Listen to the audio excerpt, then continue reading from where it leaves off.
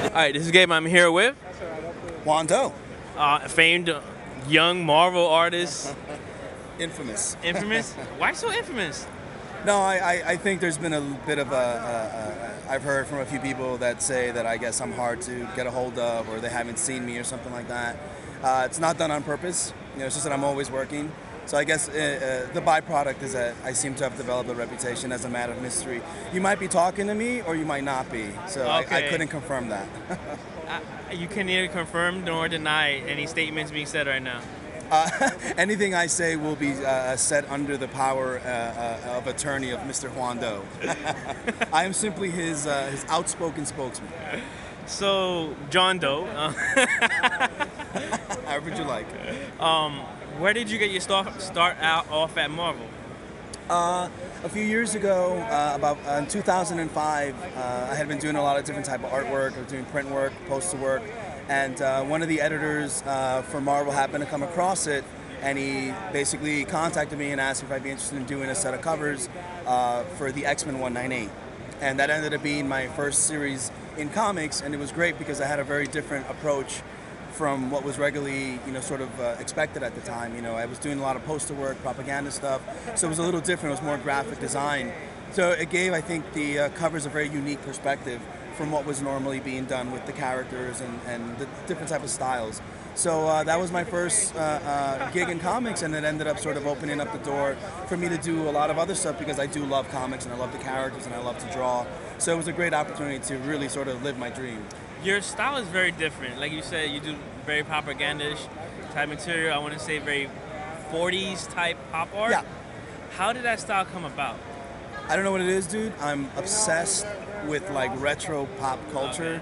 I feel like I'm an artist that was supposed to be around in the 40s and the 50s. And I was put in a time capsule, and I was born in in this era. You're Andy Warhol's illegitimate Spanish child somewhere. But I can draw better than him. I can guarantee you that. That cannot be confirmed nor denied. That cannot be. I don't know if Juan Doe said that, but that he can draw better than Andy Warhol. But it's a weird thing. I'm definitely attracted to. I don't know if it's just from my childhood. I grew up watching television. I'm a post-nuclear age child, of pop culture. I grew up in the late 70s into the 80s. A lot of the stuff that is fermented into what we see today, that pretty much generally runs all of our culture and all of our media. Yeah. So I'm just a child of that, and I'm simply attracted to that era. The old pulpy comics, the old animations, anything that sort of looks like it came out from that era, I'm sort of attracted to. And I've been able to sort of incorporate that into a sort of hybrid style that maybe is a mix of like modern stylistic animation stuff. I honestly have no term for it. It's just I kind of do what feels right at the moment. So conceptually, who would you say would be some of your early influences? Well, my early influences I'd say would be all of the classic masters of comics, the Jack Kirby's, the John Buscema's, the Neil Adams, Bill Sienkiewicz's. That's the era that I grew up with. What's interesting is and that now it's funny that you mentioned it, I see a lot of Kirby. Well, right now I'm definitely channeling that sort of Kirby spirit, partly because I think I've sort of really taken on this post of being an artist working for Marvel. One of my favorite sort of things to do as a kid was growing up and reading superhero comics. So I wasn't looking for this, but it actually ended up happening, and it is something that I dreamed about, and I'm very happy to be doing it. Are you trying to trademark Juan Crackle?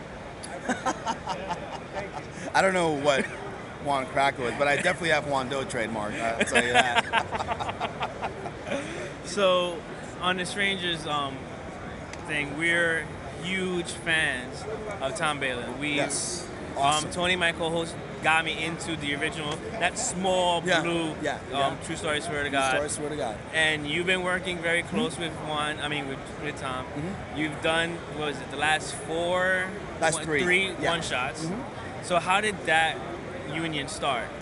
Well, basically, the whole Fantastic Four in Puerto Rico project basically germinated with Tom. Yeah. Tom lives in Puerto Rico, although he's originally from Napa Valley, California.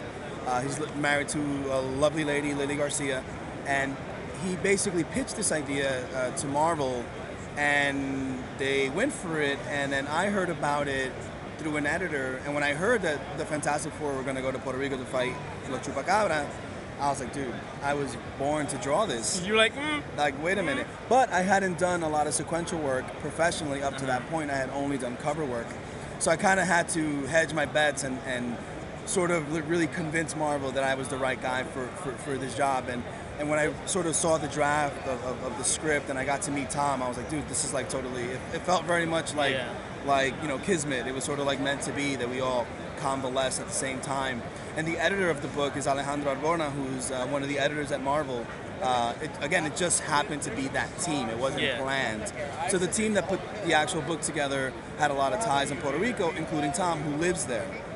So he's got a very fresh and unique perspective of the Puerto Rican experience. It's not like the guy who lives in Bensonhurst writing about Puerto Rico. He gets exactly. And one thing I love it, he's been living there maybe 5 or 6 years, give or take. Yeah. Maybe more. Honestly, maybe even a little longer. Maybe I think close to 10 years. I would say more than either a decade or more than that, because he's well entrenched in he in knows Puerto Rico. the slang. He knows the whole aspect of it. Oh yeah. It's not a guy who's like who calls it Puerto Rico. Yeah.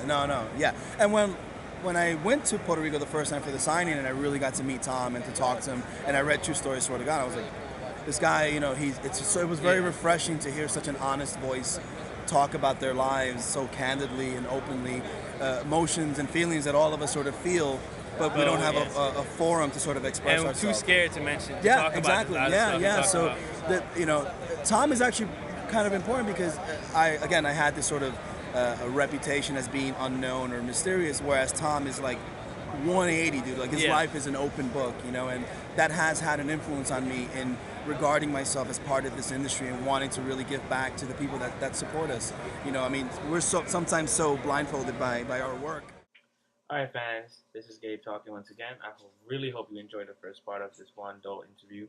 Don't forget to check out the second part. If you want to check out more of Juan's artwork or get in contact with him, don't forget to check out JuanDoe.com. Once again, that's JuanDoe.com.